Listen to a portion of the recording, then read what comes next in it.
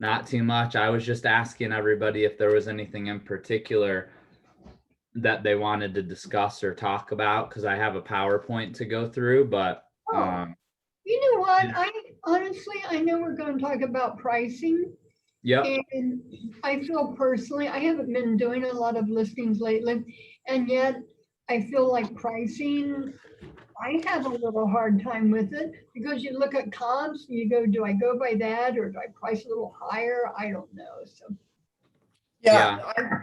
same here. I've got a listing coming up, uh-huh. built in 1840, 1940, 1840, Oh, remember. Um, 1840. but so I've done a couple of comps, Uh-huh. and I think I know they keep coming out like 234, 240 ish. Yeah. And my first inclination is to list a little higher, Yeah. that we have room to negotiate, but I'd like to hear other people's points of view on that. Well, I actually did that recently on a house in Scioto Reserve. I listed it right at the very top. And honestly, I think I overdid it and I had to reduce the price. So Yeah, I don't want the appraisal to come back higher and then, I know, I know. So I know, I think it's always right now in this market is just, what do I do? We're going right. a little bit low and then just hope that we get, multiple offers.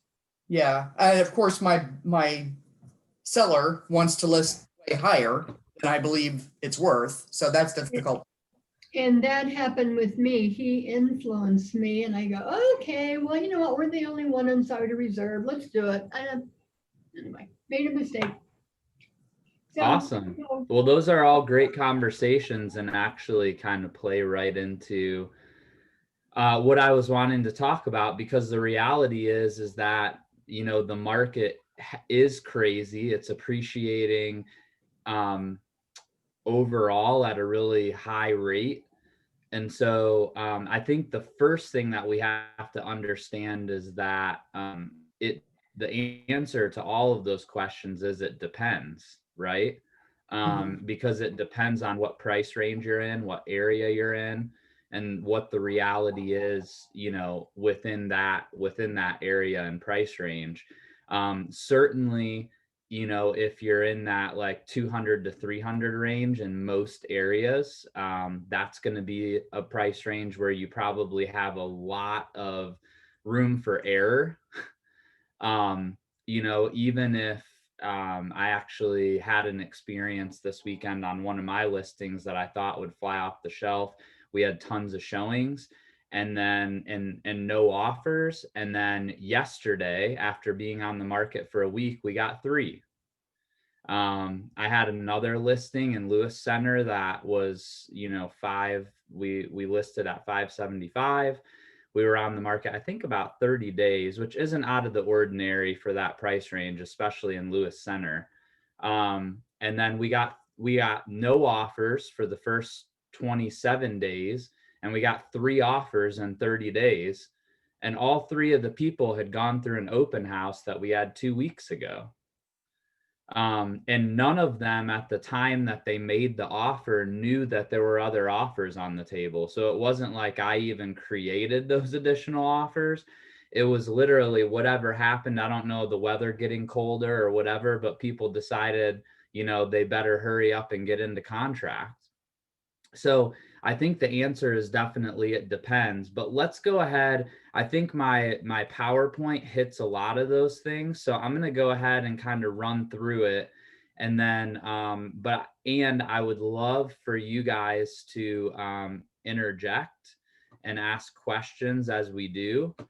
And, don't hesitate to interrupt me, because I really like to have an interactive session here. So I'm going to share my screen. hey, Troy, before And you start, I do have one question on the one that you had on the market for a week and then got 3 offers. Were they all above list price? I can't answer that question yet because we're not in contract. Oh, okay. All right. All right. However, the answer might begin with a Y. All right. Let me do. So, all right, cool. Actually, you know what I'm gonna do? Hey, is that Ash? Yeah, I'm gonna mute you, Ash.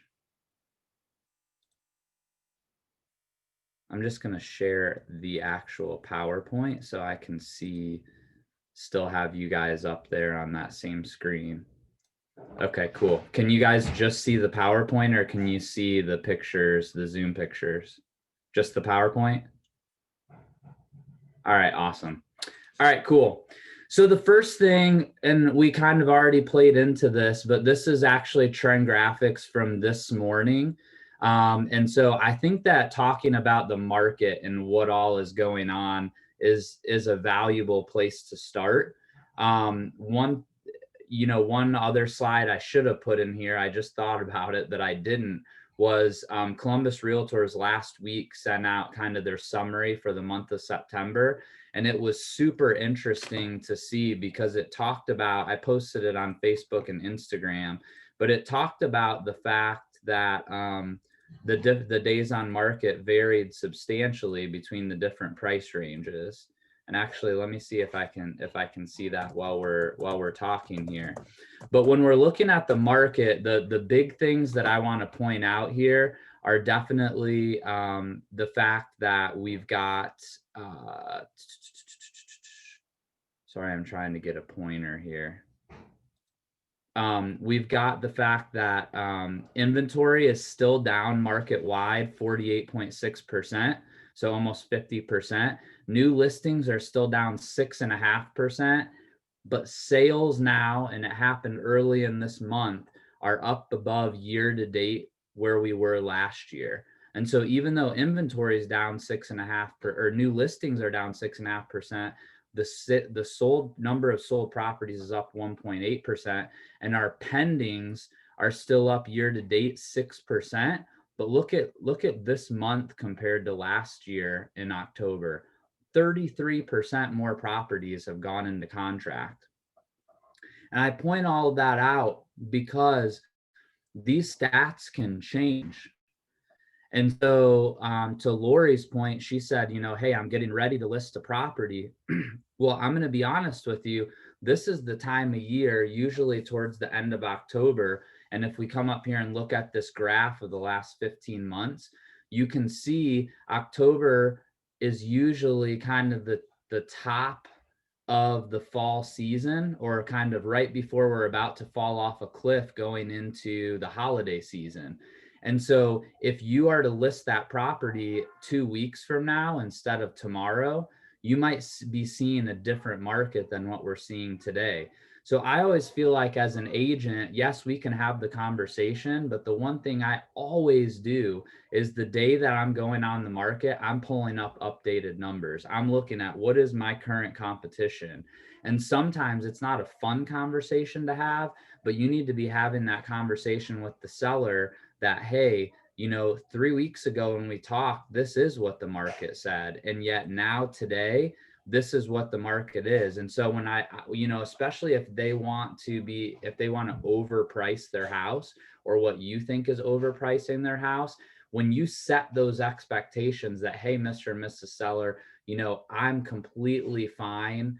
Ultimately I work for you. And yet I feel like my job is not to tell you what you want to hear. It's to tell you what's actually happening in the market.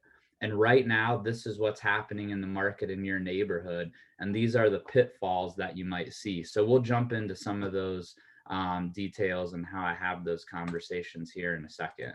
Whoops. All right. So the first thing when we're pricing, and this, you could probably replace the word buyers with sellers as well, although sellers care about even more obnoxious things. But what do buyers care about? They care about things like granite countertops. They care about things like walk-in closets. Does it have a pantry? Does it not? What's the size of it? Does it have a finished basement? Does it have wood floor versus laminate versus carpet? And then in this market where some buyers are having to put in 5, 6, 7, 8, 10 offers before they actually get one accepted, how often, Ash Gale, does your buyer say, well, this house isn't as good as the last one that I put an offer in, so I want to offer 20,000 less? Or I'm tired of missing out on properties. I don't care what I have to pay for this property. Well, the reality is in this market, depending on the price range and the area, that's happening more than we would like. And yet at the end of the day, does that make a home worth more or less? And so I would encourage you guys, and I won't make you get off mute, but what else do buyers care about? Be thinking about that. And when you are talking to your seller, though, sometimes, like I said at the beginning of this, the seller might think that the roof being replaced last year is the greatest thing ever. And yet that's something most buyers don't care about. The only time buyers care about a roof is when it's bad. But if a roof is good, you've just met what their expectation is.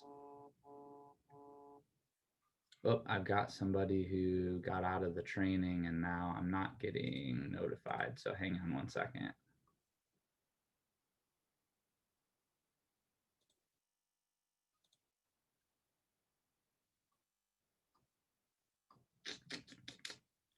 I am not seeing how to do that here.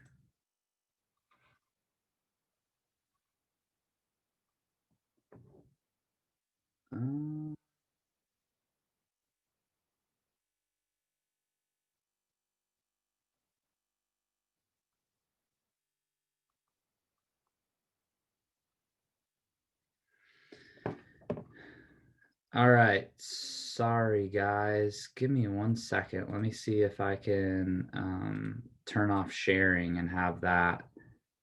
No, it's not coming up. Okay, well, we'll figure it out, but I'm going to keep going. Oh, there she is. All right, Melissa, sorry about that.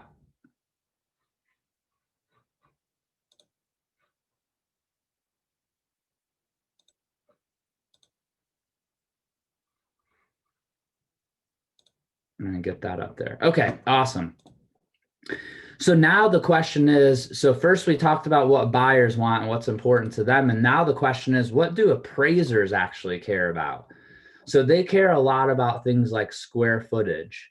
Did you guys know that every appraiser, when they do a walkthrough, they do two things primarily? So I think a lot of sellers have the expectation, maybe buyers do too, that when an appraiser comes to the house, they're going to like walk around and like check out, do they have granite countertops, like, these floors look really good. I wonder what kind they are. And in reality, the appraisers are typically setting up 5, 6, 7, sometimes as many as 10 houses in one day. And their main goal is to check the boxes for the report that they have to write for the lender in order to get paid. And those two main boxes that an appraiser is going to check when they come out to the property is number one, they're going to take pictures of all the relevant areas because they have to for a Fannie Mae or FHA VA report. And number two, they're going to measure the house. Some of them do a better job than others, but overall, every appraiser, when they go into a property, they don't actually use the auditor's square footage. They actually are supposed to measure the house completely themselves, which is one of the reasons why if your square footage is off, or if your seller thinks there should be more or less square footage than what the auditor's saying, you should always go and ask them, hey, do you have an old appraisal? Because that old appraisal can be sent into the MLS and you can get that documented square footage adjusted. How many bedrooms there are? They kind of care about that. The reason I say kind of is because one time I had a long discussion with an appraiser because he used comparables of a 3-bedroom house and I had a 4-bedroom house and the value came in low. And what he told me is that over the course of his career, which was a long time, he said they did studies and basically found that the only bedroom difference that makes a true difference in price is the difference between 2 bedrooms and 3 bedrooms. Anything else, they'll make small adjustments for, but very rarely any adjustments. So maybe you learned something new today on that. Bathrooms is obviously some. Go ahead. Can I jump back to square footage? You said Yep. Every appraiser should measure the house. Are they mandated to do that? Yes, they're supposed to be measuring the house. Okay. To say that nobody's ever cut a corner though is probably not true. Gotcha. Okay, thank you. Yep. Bathrooms are definitely something that matter, sometimes more than others. And then basement size, finished or unfinished, number of garage spaces, number of parking spaces. And the biggest thing that I think that I would love for you to take away about appraisals is appraisers do not care about an active property, and they actually don't really care very much about an in contract property. And the reason they don't care about in contract is because we don't have documented proof of what it actually sold for, i.e., what it's worth. And so the only thing that truly matters, although active properties and in contract properties can sometimes show up in a report, what the appraisers typically weight are the sold properties.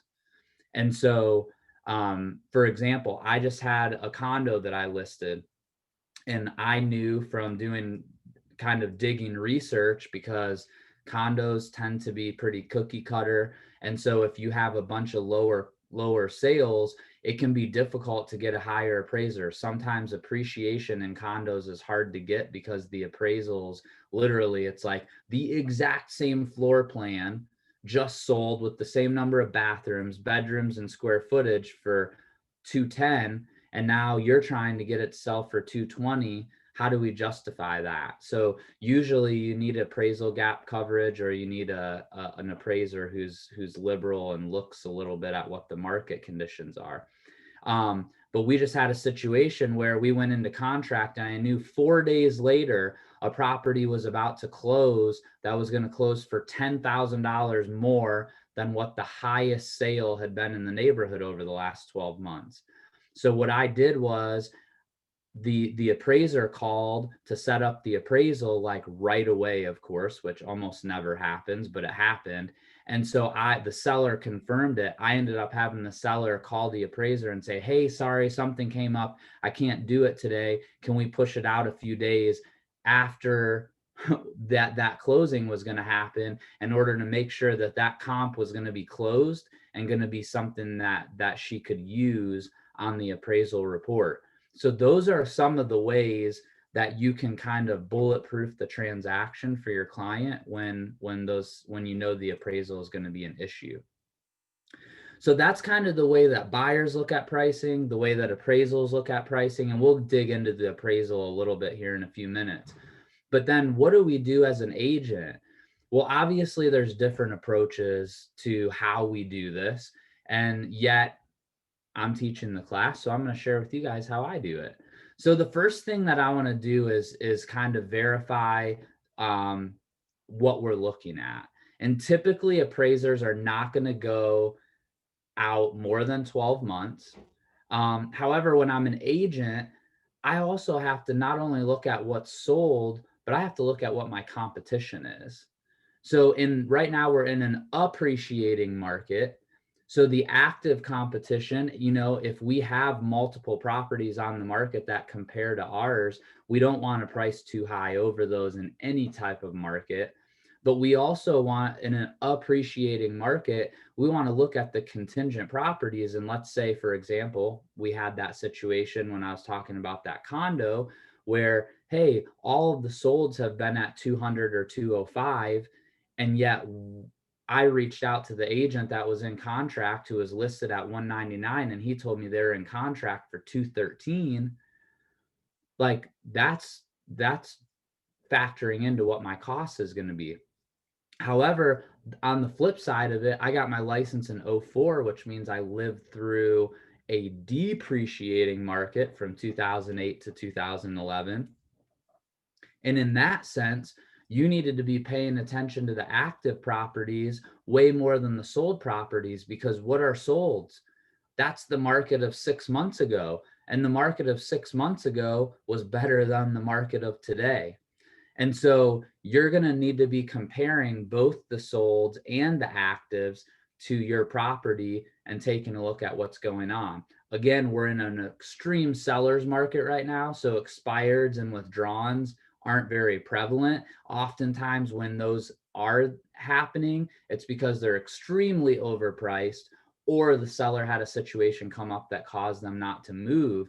And yet, even in this market, those can be valuable, because let's say there was a place listed in this condo community that we're using as an example 2 months ago, and it expired when it was listed at 220.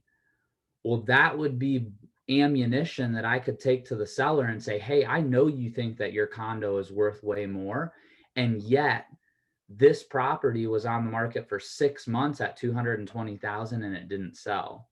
So if we list there, we're in danger of not selling.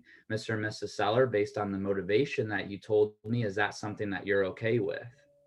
And so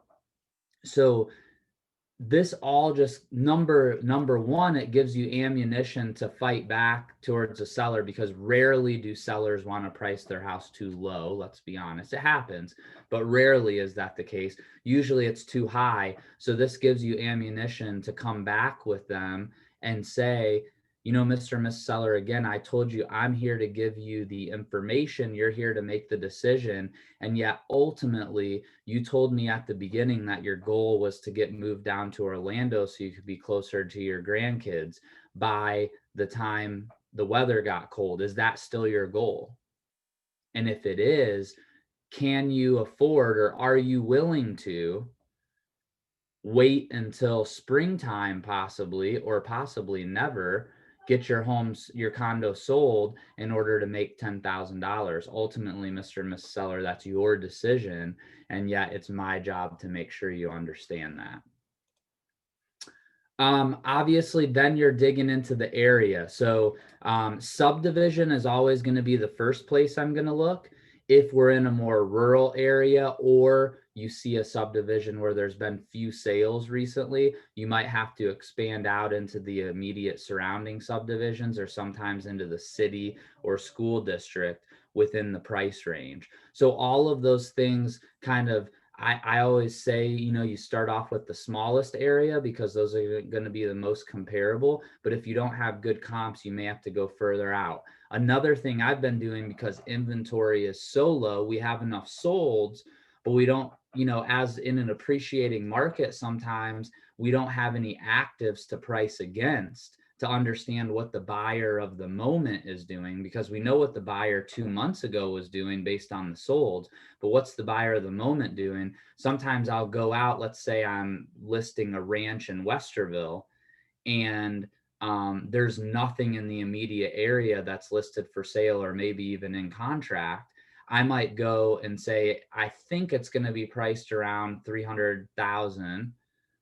So let me pull up Westerville City Schools and look at all the ranches between 275 and 325, or maybe all the ranches below 325, just to kind of see what my competition is doing and see if there's been any recent sales that were comparable from a size perspective, bedrooms, bathrooms, all that stuff. Because the reality is, even though appraisers and agents, we focus a lot on the neighborhood, how many buyers are only willing to live in one neighborhood? Very few. So you have to pay attention to that stuff for the appraiser, but not necessarily when you're looking at comping, if you can't find anything really local. So I mentioned the ranch in the example. So style is super important. I mean, price per square foot when it comes to the difference between a split level and a 2-story, a ranch, are can be very, very different. You've got your square footage as an obvious player in the conversation as well. I would caution you though, to rely too much on price per square foot, especially when you start getting into situations where one comp might be larger than another. In what I would consider cookie cutter neighborhoods, it's very, very common that the largest homes in the neighborhood, not just singular, but the larger homes, tend to sell at a lower price per square foot than the smaller homes. You usually have like your middle section. So let's say you're in what I would consider to be a cookie cutter Dominion or Pulte MI community, and you might have, let's say we're talking in the 250 to 350 range, you might have a home in a neighborhood that is 1,200 square feet. It's probably a ranch style home. And those properties sell for a very high price per square foot, much higher than what the average is for the neighborhood. But then you probably have a really large 2-story or maybe a large split level home that has the highest square footage in the neighborhood. Those tend to sell at a much lower price per square foot. So if you live and die by price per square foot, you might cause yourself a little bit of trouble in one direction or the other. I actually just won, well, over the summer, I won and quickly sold a listing in Blacklick because the agent before me had come in and lived and died by price per square foot, average price per square foot. And after doing some digging, I was able to figure out, I think it's off a little bit based on this, this, this, and this. And we sold quickly. It actually ended up selling over list for cash, partly because of the market, but then also because that agent had overestimated the value of price per square foot. Obviously, bedrooms and bathrooms are something to take into consideration. Again, I would tell you the biggest differentiators with bedrooms and bathrooms is going to be the difference between two bedrooms and 3 bedrooms. And then on the bathroom side, having 1 full bath compared to 2 full baths. So like a 1.5 bath compared to a 2 full bath. You have 2 toilets, 2 sinks, but that extra shower typically is going to be attached to the owner's suite. And that's definitely something we live in what I affectionately like to call the screw the kids society, meaning, sometimes you walk in and the owner's suite is as big as all the other bedrooms combined. Once you factor in the bathroom and the closet, but hey, the parents are paying the mortgage. So that's what buyers want. And then basement, obviously, if it doesn't have a basement or it does have a basement, super important differentiator. Again, going back to that Westerville example, you could have a ranch home, all brick, same everything, but it's in Huber and has no basement. It's on a slab. Or it's in a different part of Westerville where it has a basement that might be finished. Is it a full basement? Is it partial? If it's a partial basement, is it finishable? All of those things factor in. I'll give another example. I had a listing in Lewis Center over the springtime, kind of COVID, which that's a whole nother conversation. And yet it was a really great price per square foot because it was one of the largest homes, and yet it didn't have a finished basement. And so we were just having problem after problem after problem. Price per square foot was like amazing at this price. Like, why is it not selling? And ultimately, feedback time after time after time was it doesn't have a finished basement. And the lack of the finished basement was huge for the buyers in that price range, in the $500,000 to $600,000 price range in Lewis Center. It's like 90% of the homes have a finished basement. And the reality is that the cost to finish a basement to the level that some of those homes are being finished at, like, you could never do it for the difference in price. So $40,000 or $30,000 is a lot of money. And yet it might cost $50,000 to finish the basement. And so buyers were just not willing to take the leap of faith. They didn't care about the extra space in the great room or the extra dining room space or the extra bedroom. They were more worried about the finished basement. And then obviously condition and finishes is going to make a difference in terms of getting it sold. Again, we're going to jump into, does that matter to an appraiser? However, condition and finishes is definitely something. And then lot location and size. I would say this is something that I got busted on a couple times, especially early in my career. And I would encourage you guys to really put this down on your checklist when you're doing comps. Especially, I would say, in the sub 400 price range, because you're much more likely to have a house that backs up to something very undesirable. But busy roads are a big thing, depending on the area. So if you're in Lewis Center, Power lines and railroad tracks. Powell also has that issue, the huge power lines. So all the utilities are underground, which is awesome compared to Clintonville or Arlington. But then instead of having, the small pole in your backyard, you have a giant transformer that's like the size of the Empire State Building, and you hear a buzz constantly like you're just getting immediate cancer. I'm joking, but that's what buyers say sometimes. And those things make a difference. In this market, they make much less of a difference. However, when their buyer comes to ask their agent to sell again 5 years from now, when we're in a more balanced market, hopefully we're not in an extreme buyer's market anytime soon again, but let's just, maybe we're in a more balanced market and there's 10 properties to choose from. The only way to differentiate that home from one that doesn't back up to the power lines is going to be to reduce the price. And so that was something that those of us that lived through the major downturn in 2008 to 2012, learned the hard way. If you ever sold anybody a property that backs up to the railroad tracks or the power lines, because right now there's 6,000 homes on the market. I think 3,000 that are active. In 2011, there were 25,000. So buyers had so many other options. They wanted a deal if they were moving up against the power lines. So you're going to narrow things down to the most alike properties, which I do not think is correct English, and then identify the things that seem to be affecting price most, which is kind of a summary of what I was talking about. Look at that map and satellite view in the MLS, as well as all the pictures, and compare those to the comps. And then you're going to narrow those down to the properties that are most like the subject or the one that you're going on the appointment for.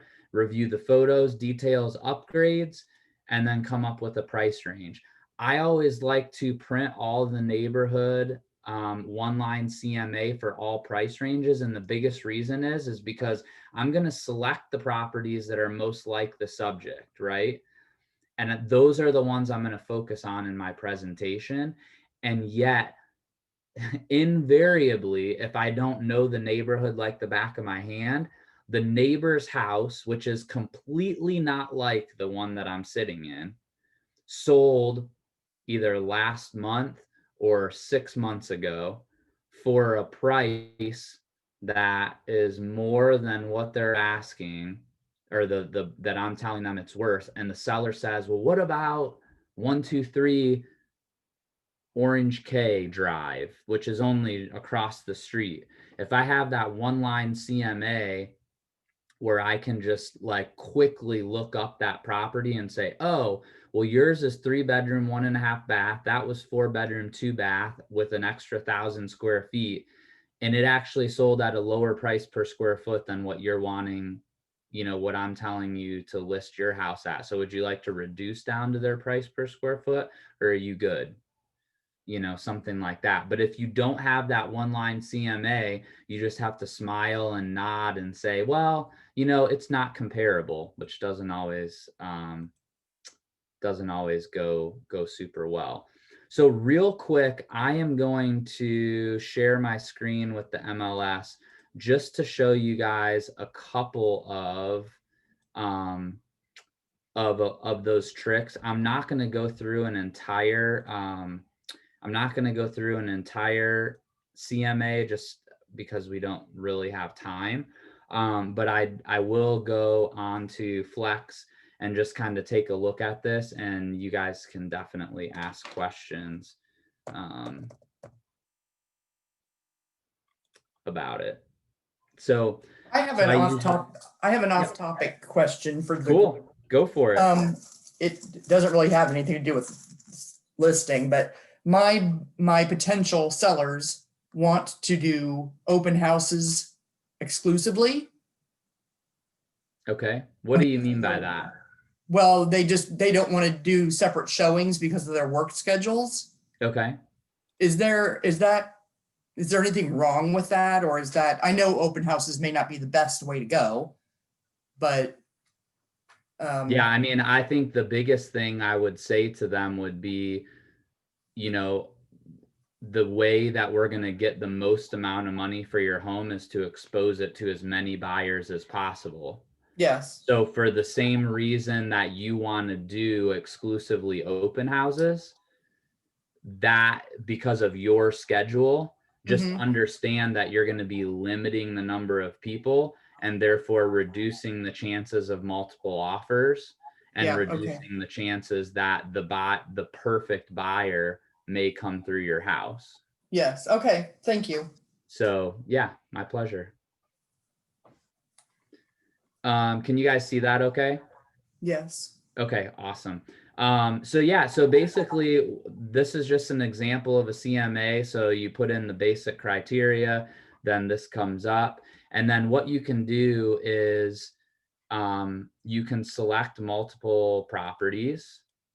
And if they're the most, let's say I selected these 9 that are comparable, then you can jump into photos, which you guys probably already know most of this stuff, and you can slide through here and then go to the next one, slide through here, compare condition, all of that stuff. But this is a feature that a lot of times people tell me they didn't realize you could do. And that is you can do, if you come to this overlay, you can overlay a bunch of stuff in here. And one of the things is these imagery parcels.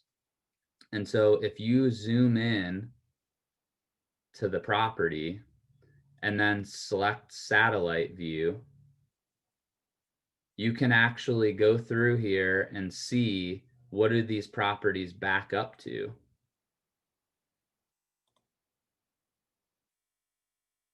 So do they back up to something that would be a problem for a sale? So like this one backs up to apartments. So that's probably going to be a little bit less desirable than something that doesn't. This is a condo.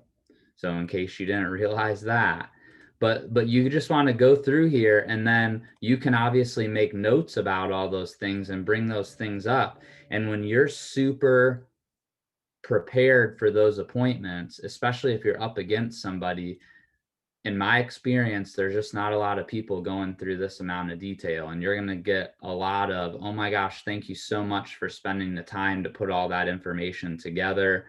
And they're going to be a lot more likely to accept your price when you're doing that. I talked about the one line CMA to print.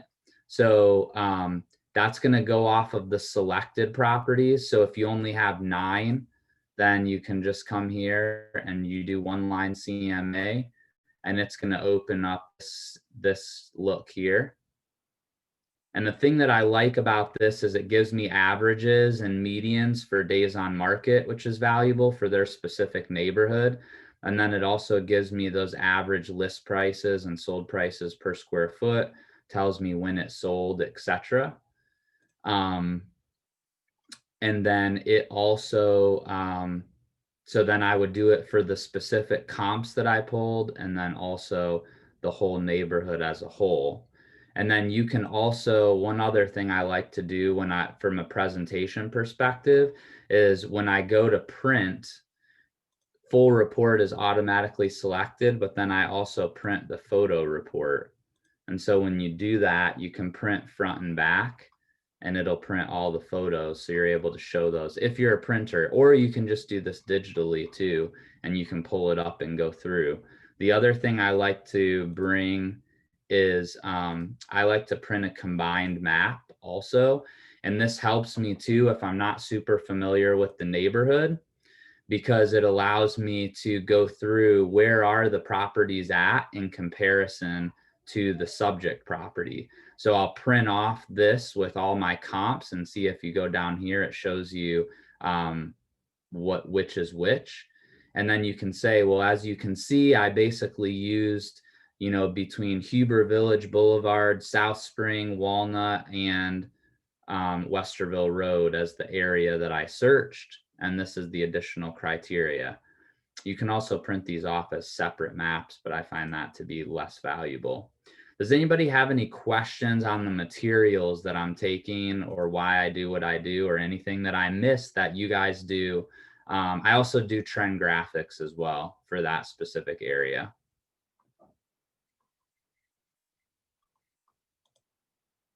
Anybody else do anything that I missed? Come on, There's a there's gotta res- be. there's a Go ahead. residential property under the three ellipses, I think, over to the right. RPR, this? Yeah, oh yeah, yes. Yeah. Is that seems to be lower than when I do my comps? If I try to do a compare in there. Yep, it can be. I mean, obviously, it doesn't have all the data Okay, that you have. I mean, it only has the data that's being put in. So the thing about this, it can be really impressive to a client, but frankly, I find it to be limited value because it's a bunch of numbers. But the question that a client's going to have is, what does that mean to me? right, And okay. just like any automated valuation tool, it's a great tool to have, but it's kind of like a Zestimate. Yes, that's No? what that seemed to be more like, yeah, Zillow or something. It just, I did it for a comparison, but I didn't put much.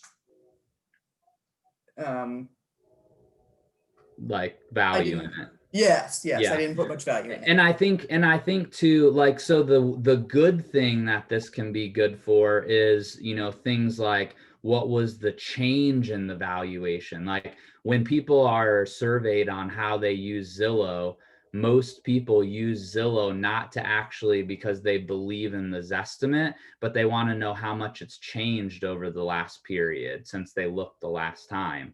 And so sometimes, knowing like, hey, the average property in this area in Westerville has increased by 6% over the last 12 months. That can be like a good benchmark, to have a conversation about, especially if if their neighbor did sell last month or, last year for X amount, and then they want to sell for $20,000 more, that can be some backup for them. Right, okay, thank you. Mm-hmm. All right, get back to the PowerPoint. So I think we went through most of this. Pre-COVID versus post-COVID pricing, I think, is becoming less and less relevant as we move further away from, being completely shut down. But I will say there's been substantial appreciation that's happened post-COVID and compared to pre-COVID. And so I definitely would be careful about using comps that closed before June. Because they can be very, very different. I just closed on a ranch in Gahanna last week for $255, and I feel very confident that had he listed it in January of this year, he would have been lucky to get 210. So it's pretty intense in some price ranges and areas. All right, so real quick here on what do appraisers care about? I just pulled an old appraisal. I don't remember what year this is from, but this is on one of my rental properties and just highlighted a few things. Again, we've gone through bedrooms, bathrooms, but you can see the different adjustments that they're making. So this is the subject, 3 bedrooms, 2 full baths, 1,344 square feet. You can see how I believe that age should be a relevant adjustment. And yet sometimes you can see this appraiser.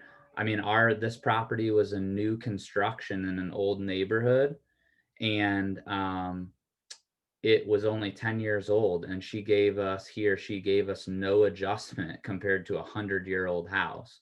But we did get some adjustments for the difference in bedrooms between 2 and 3.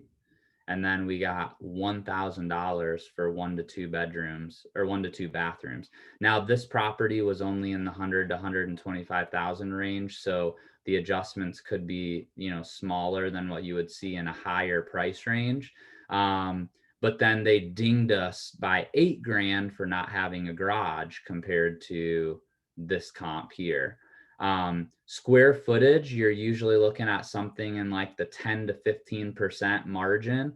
So they really typically don't make an adjustment until the square footage is 10 to 15%. You get the same thing with the size of the lot. So they're gonna allow for some changes for the size of the lot, without having an actual adjustment. And then quality of construction, that's where this appraisal is kind of bogus, to be honest, because my place was 10 years old and it was in pretty darn good condition compared to some of these other places that were in much rougher condition. And yet, the appraiser has the right to do that. The other thing that I will point out, which I don't think I have in my slides anywhere, is that you can see down here where it shows you the net adjustments and gross adjustments in terms of how much it changed. If those get too high, typically the appraiser is going to throw out that comp or give it less weight, because whenever a comp is really, really adjusted, they consider it to not be as good of a comp because it's theoretically not a comparable property if it had to be adjusted a ton. So the lenders govern that as well. And so appraisers will put different weight on different comps. So I'm not sure what the appraised value, do I have it on here, ended up being? I do. So the appraised value ended up being 122,000. And yet you can see down here, there was this comp that said the value of the subject should be 97. So clearly they weighted these two comparables much stronger than that one. But they look at things like how old the comp is. They look at things like whether it's a renovated home or not. And then they tell the bank why they had made the adjustments that they did. And they say close range and value indicated with all three sales given consideration. And then they sometimes do also look at what the cost approach is, which I don't know that I agree. That probably was supposed to be like 250 and not 25, but either way, they're usually going to use the sales comparison. If it's a rental property, they've definitely used the income approach before on some of my rentals. So yeah, but all appraisals are as is typically, unless they're new builds or there's some kind of repair. If you're doing a rehab loan, you'll get an as is appraisal and then an after repair value appraisal. But typically in a normal sale, you're not going to get that. Does anybody have any questions on appraisal reports, what appraisers are looking at, or anything else before I move on?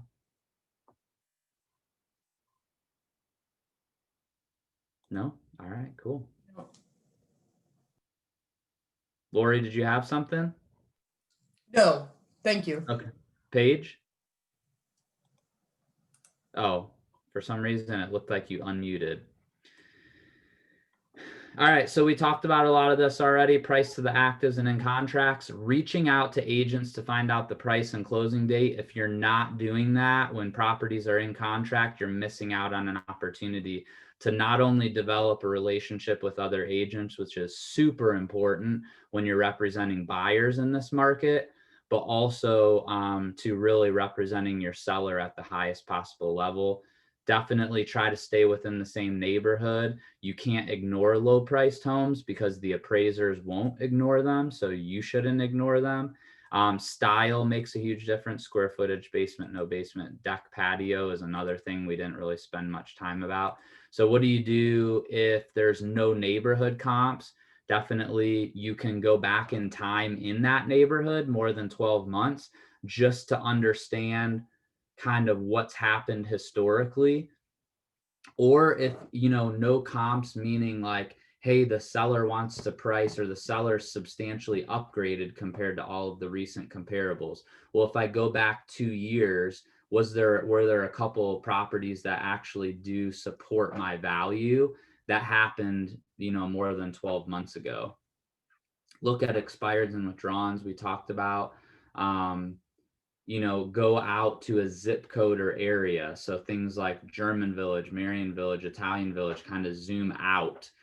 Sometimes, especially, I was doing some pricing this morning for a referral that I got who's in Lithopolis, which is a really pretty small town in southeast Columbus, kind of a little bit more rural, I would say. And even though the neighborhoods, quote unquote, there are so small that, you know, appraisers will take into consideration something that's in the city, the town of Lithopolis. And so that's an example of where I think you could go out a little bit further if that helped you. Things to consider on an offer as a buyer's agent, and things to ask for if a buyer's agent calls you as a listing agent and says, hey, what's it going to take to get this? As is. So does as is mean that they can't ask for repairs? No, it doesn't mean they can't ask for repairs. So just make sure, if you don't want them to ask for repairs, that you make that clear. Because even though they don't have the right to necessarily ask for repairs, they can still terminate if you don't agree to their demands of repairs. So in order to completely be as is, they need to eliminate the inspection period. You could get appraisal gap coverage, because obviously appraisals are a little bit iffy right now, and they could waive the appraisal completely. They could eliminate the request of a home warranty, and then they can also negotiate based on closing and possession. Since that's not what this class is about, I'm not going to spend too much time on that. But if you guys have questions, I'm going to run through this, because this is a great script for you guys with your seller. And I think it's something that really supports your ability to walk the price back a little bit if the seller's out of control. So I actually stole this. I always give credit to Zach Cantrell for this one. He's who I learned this from.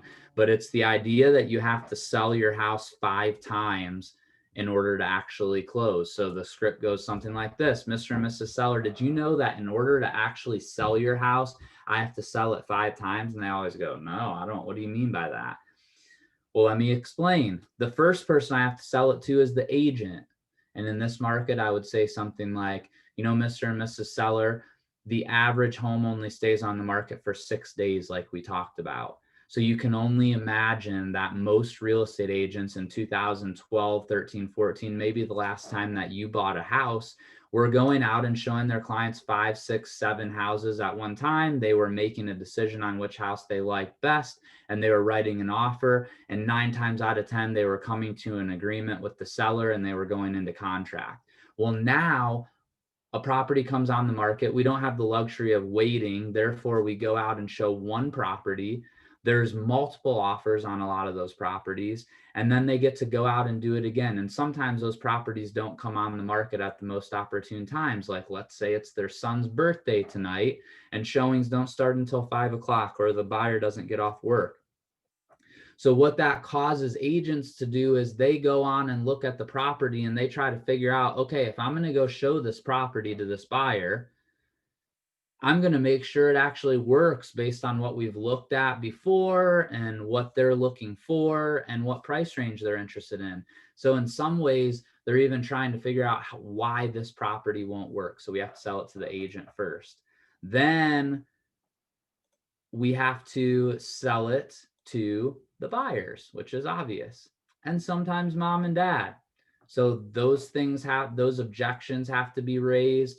And then even in a multiple offer situation, as a listing agent, I'm digging to find out what are the potential objections moving forward on this. Number 3, and this is a big one in this market, because buyers don't feel like they have any power. If they have any ability to do anything during the inspection period, the inspector is a very important person that plays a role in this. Inspectors get hired to find problems. The buyers came through and they fell in love, not because they loved your house more than anything else. They loved your house because it was the only option. And so now during the inspection, they're going to bring their parents and their friends, and sometimes their spouse, who's also a buyer on the property, has never seen it except for through FaceTime because they were out of town the weekend it came on the market. They're going to come in for the first time, sit with an inspector who's going to spend 30 minutes to 4 hours telling them all the things that are wrong with your house. And so those are things that we have to take that into account. And realistically, and we've all been a part of this, if you've had many transactions, inspectors, if they can't find problems, they make them. What I mean by that is they put things on like there's no anti-tip device on the oven. Well, that's 90% of houses. You know, the gas lines aren't grounded. Well, that wasn't code when the house was built. So are we willing to do it? Of course, it's fine, not a problem. It's $150, but along with the gas line not being grounded, they talk about how 5 houses a year in Columbus burn to the ground because of that problem. And, you know, it's a real big issue. It's a health and safety issue. Oh, but we don't have the right to ask for repairs. Oh, well, you're going to have to buy it with this major health and safety issue. You guys follow my drift there. Even new builds have issues. So then the fourth person is the appraiser, and that's what we've spent a lot of time talking about. So again, make sure that you send the appraisers how many offers you had, how many showings you had, and why in general you feel like the house is worth what it's in contract for.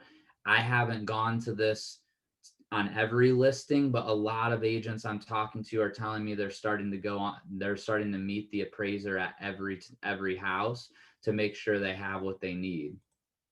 The appraisers are busy and sometimes getting lazy. And then the last person they're going to sell it to is the underwriter. And this is the one that most agents don't even understand, and certainly most sellers don't understand. And that is that once the appraiser turns in the appraisal report, they actually then have to get approval from the underwriter that what they sent in is good and it's legitimate. So that is another person that we have to sell it to. And Paige, I see your question in there. I missed it, so I'll get to that in just a second. So underwriters have the ability to overrule the appraiser. We haven't really gone into any kind of a shifting market here in Columbus, but I do think at some point we're going to slow down from the pace that we're at now, especially if we see COVID numbers continue to increase. And once we get into a shifting market, the banks become very difficult to deal with, and this could become more and more of an issue. All right, so that's all I've got for the slideshow portion, but I'm going to jump over here to Paige's question, and then I'll definitely have answer any other questions that you guys have. I probably have about 15 minutes. So Paige said, I have a listing coming up and the seller wants to offer a credit for flooring of $30,000. So Paige, if you want to type in the chat, is there $30,000 worth of flooring that needs to be replaced? Because that sounds like a lot of money. So that's going to be my first question. Is that just a blanket credit, or is there really $30,000 worth of work that needs to be done? Okay. So the short answer, well, medium answer on credits is the biggest reason to not do a credit in this market is you could run into problems with the lender. Lenders really don't like to see, because in the lender's eyes, the house, like let's say you're listing the house for $500,000. If you go into contract for $500,000 with a $30,000 carpet allowance, what you're really saying is the house is only worth $470,000. So when the appraiser comes in to look at the property and they're trying to assign a value of 500, they're saying, wait a second, the market said that in its as is condition, if you remember seeing in the appraisal, the box marked as is, the buyer saying that the as is value and the seller is agreeing is actually only 470. And so that's the biggest issue. If it's a cash offer, just to take the lender part off the table, is it a good idea or is it not? I would say the biggest reason it's a bad idea is because buyers lack creativity. And the average buyer is not going to be able to get past the bright blue carpet. Now, the caveat to that is it depends on what the market is. If you're in an area that sells $500,000 houses all day long with no problem, and a lot of those houses are selling for $550 and you're pricing at $500 plus giving the carpet allowance, then it could turn into something better. However, it's just going to depend on what that area is. So honestly, Paige, if you want to have an offline conversation since your microphone's not working, let me know. But my recommendation in most cases with a large house I see in your chat that has carpet, if most of the comps have hardwood or solid surface of some kind, I would highly encourage them to replace it, unless there's still a bunch of other cosmetic issues. And if that's the case, because I have found that fixing one problem is typically not a good idea. You either need to make a place look really show ready or just price accordingly. Because if you put hardwood floor in, but the cabinets are still 25 years old, you're not going to get your return on the hardwood floor. But if everything else is updated except for the old carpet, then you're not going to get return on your other updates because of the old carpet. So I hope that makes sense. It's kind of a case by case basis. But the long and short, just because of the lender, I would probably recommend adjusting the price accordingly. And just saying something in the agent to agent remarks like, priced accordingly for condition. Seller understands that the flooring needs to be replaced and that's built into the price or something like that. Anybody else have questions or comments? Anything I missed?